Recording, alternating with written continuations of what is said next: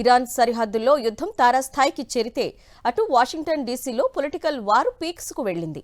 ఇరాన్పై యుద్ధం కోసం అధ్యక్షుడు ట్రంప్ అడిగిందే తడవుగా నిధులు ఇచ్చేందుకు రిపబ్లికన్లు సిద్ధమయ్యారు. కానీ ప్రతిపక్ష డెమోక్రాట్లు మాత్రం నిప్పులు చెరుగుతున్నారు. అసలు కాంగ్రెస్ అనుమతి లేకుండా ఈ యుద్ధం ఎలా సాధ్యం? $200 బిలియన్ ప్రజాధనానికి లెక్కలేవి? అగ్రరాజ్యంలో రేగుతున్న ఈ పొలిటికల్ హీట్పై మా స్పెషల్ రిపోర్ట్. అమెరికా కాంగ్రెస్లో ఇప్పుడు ఒకటే చర్చ. ట్రంప్ యుద్ధానికి అడ్డుకట్ట వేసేది ఎవరు? ఇరాన్పై దాడులు మొదలై 3 వారాలు గడుస్తున్నా ఇంతవరకు దీనిపై బహిరంగ విచారణ జరగకపోవడంపై విమర్శలు వెల్లువెత్తుతున్నాయి.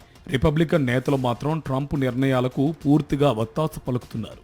శత్రువు ముందు మన విభేదాలు బయటపడకూడదంటూ సెనేటర్ రాన్ జాన్సన్ లాంటి వారు బాహాటంగానే సమర్థిస్తున్నారు. అయితే డెమోక్రాట్లు మాత్రం సంచలన ఆరోపణలు చేస్తున్నారు.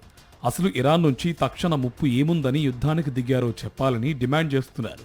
Defence secretary Pete Hegseth, secretary of state Marco రూబియోల్ను కోర్టు మెట్లు ఎక్కించాలని పట్టుబడుతున్నారు. కేవలం మొదటి వారంలోనే యుద్ధం కోసం $11 బిలియన్ పైగా ఖర్చయిందని, ఇప్పుడు మరో $200 బిలియన్ అడగడం ఏంటని ప్రశ్నిస్తున్నారు. మరోవైపు క్షేత్రస్థాయిలో పరిస్థితి భీతావహంగా మారుతోంది. అమెరికా ప్రయోగించిన తోమాహక్ మిసైల్ ఒక ఇరాన్ స్కూల్పై పడిందన్న వార్తలు ప్రకంపనలు సృష్టిస్తున్నాయి. ఈ యుద్ధం వల్ల అంతర్జాతీయ మార్కెట్లో ఆయిల్ ధరలు ఆకాశాన్ని తాకుతున్నాయి.